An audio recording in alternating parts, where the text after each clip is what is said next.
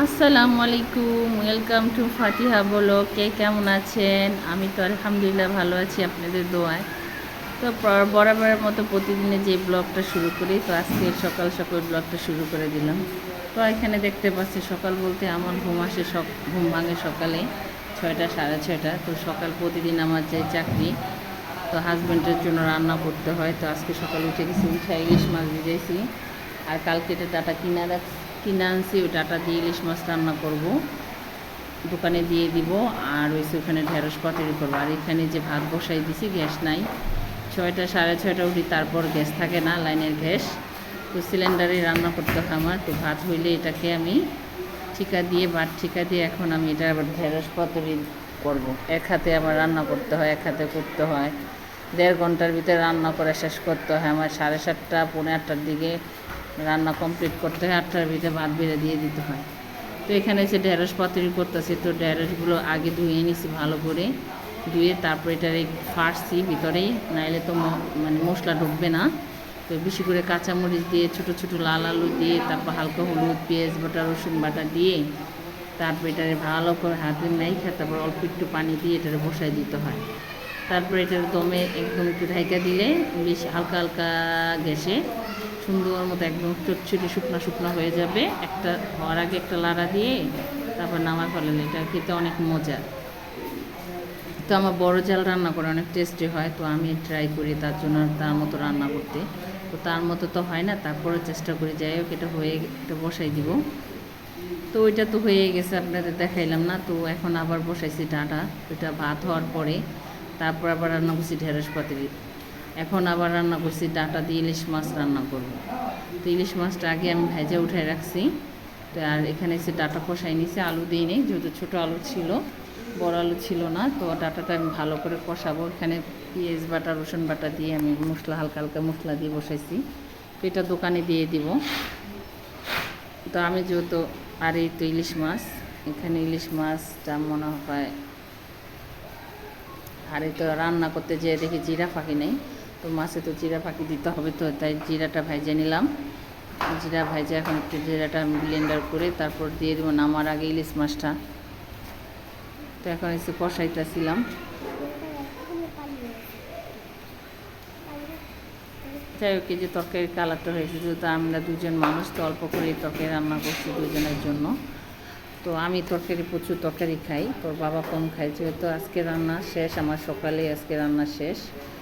যে ঢেঁড়স পাতুরিটা দেখেন, ঢেঁড়স পাতুরি হয়ে গেছে, মাছও হয়ে গেছে। এখন দোকানে দিয়ে দিব। যে দোকানে ভাত টাত বাড়া শেষ হয়ে গেছে। আর এখানে দেখতেছেন অনেকগুলো আম নিয়ে আসছে। সেদিন আম নিয়ে আসছিলো, যে বললাম গ্রামের থেকে। তো আম নিয়ে বসছিল। বাবা আবার বলছে রাত্রে আমাকে আম কেটে দিবা, মেশিন আম কেটে আসে, আম ভর্তা খাবে দোকানে। তো আম ভর্তা করে দোকানে দিয়ে দিচ্ছি। এই দেখেন আমার মেয়ে কি করছে, ওই বালিশ বানাইতেছে কেন, দেখছেন কি লাভটা দেয়। আল্লাহ রে, আরে বাংলা প্যান নাই কিন্তু, নতুন জামা পরছি। একটু দাঁড়াও তো, দেখেন নতুন ড্রেস পরছে। কি এরকম করে যে আল্লাহ, দুষ্টামি করে। যে গোসল করাই দিছি, ড্রেস পরছে, এই যে তাকায় আছে। পছন্দ হয়েছে? ভাল লাগতেছে? এখন তুমি কি করবা? টিভি দেখবা না ভাত খাবা? টিভি দেখবা? এই যে আরও গেঞ্জি আছে, গেঞ্জি শেষ নেই। যে গেঞ্জি আনছি, এই যে সুন্দর সুন্দর গেঞ্জি, এই যে সুন্দর সুন্দর গেঞ্জি। তারপরে এই যে আরো আরো আছে, আরো গেঞ্জি আছে, পরবো। তো এখন আমার মেয়ের ভাত খাওয়াই দিব, 2টা বাজে, এখন ভাত খাওয়াই দিব। এই তো মেয়ের জন্য রান্না করছি 2টা শিং মাছ রান্না করছি। এখানে হয়েছে শিং মাছ দিয়ে পেঁপে দিয়ে ঝোল রান্না করছি, ঝাল দিই নেই, সামান্য একটু দিছি। সো আমার মেয়ের এগুলো খাওয়াবো। তো আজকে শিং মাছ দিয়ে ভাত খাওয়াবো, এখন ভাত খাওয়াই দিয়ে আসবো। আর এটার ভিতরে আছে কি আম সত্য দিব, এটা চুলাই দিছি, এটা আম সত্য বানাবো। গ্যাস আসলে এটা বসাবো গ্যাসে, চুলা, এটা পানি ফুটাইতে হবে। গ্যাস আসলে পানি ফুটাবো। এটার ভিতরে ভাত রান্না করছি গরম গরম। এখন মেয়েরে ভাত খাওয়াই দিয়ে আসবো মাছ দিয়ে। এই তো এখন এই তরকারি দিয়ে মেয়েরে ভাত খাওয়াই দিয়ে আসবো, শিং মাছের তরকারি। সো এই যে আমার মেয়ের জন্য দুপুরের ভাত নিয়ে আসছি। এখন বাজে দুপুর 2টা। তো আমার মেয়ে হচ্ছে শিং মাছ দিয়ে পেঁপে দিয়ে ঝোল ভাত খাবে। আমি এখন খাওয়াই দিব।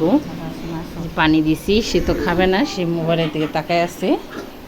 তো আমি এখন তাকে ভাত খাওয়াই দিব। না, তোকে ভাত খাওয়াই দিব।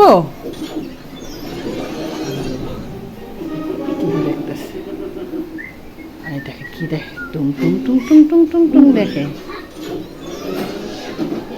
ভাত খাওয়াই দিব। এই যে ঘরে কাপড় চোপড় দিছে কতগুলা, যদি হঠাৎ করে বৃষ্টি সাজাইছে, কারণ আজকে অনেক গরম ছিল, অনেক রোদ ছিল। তো একটু ভিজা ভিজা রয়ে গেছে, কাপড় চোপড় এনে এগুলো ঘরে দিছি। শুকাই গেছে প্রায় একটু একটু ভিজা আছে, তো এখানে দিছি। এই যে ফ্যান ছেড়ে দিছি শুকাক। এই তো আর বাহিরে কত, এই যে তুফান শুরু হয়ে গেছে, কি অন্ধকার হয়ে গেছে দেখছেন এই অবস্থা। ঢাকায় অনেক দিন পর বৃষ্টি হইতেছে। এই দেখেন কি অন্ধকার হঠাৎ করে। এই যে কাপড় চোপড় এখানে দিছি, মেয়েরগুলা দিছি, তারপরে যে আরও দিছি, এগুলো সব কাপড় চোপড় দিছি। এই যে কী অবস্থা দেখেন, আকাশে কি মেঘ। এই যে বাতাস ছেড়ে দিছি, বাহিরে প্রচুর। এখন আমি একটু ভাত খাবো, খাওয়া দাওয়া করবো। এই যে দেখেন এটা আকাশটা কি অবস্থা দেখছেন, কি কি অন্ধকার হয়ে গেছে দেখেন। বাইরে আসছে কি মেঘ সাজাইছে, বুঝি রে কি গুটগুটটা অন্ধকার। এখন বাতাস ছেড়ে দিবে, তুফান সাজাইছে, আকাশের কি অবস্থা দেখেন। দেখেন মেঘে মেঘে আকাশ ভরা, এখন ছেড়ে দিবে তুফান। এই দেখেন কি অবস্থা।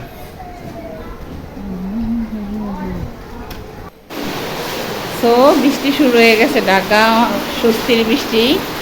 প্রায় অনেক দিন পর বৃষ্টি আসলো। এই যে দেখেন ঝুম বৃষ্টি।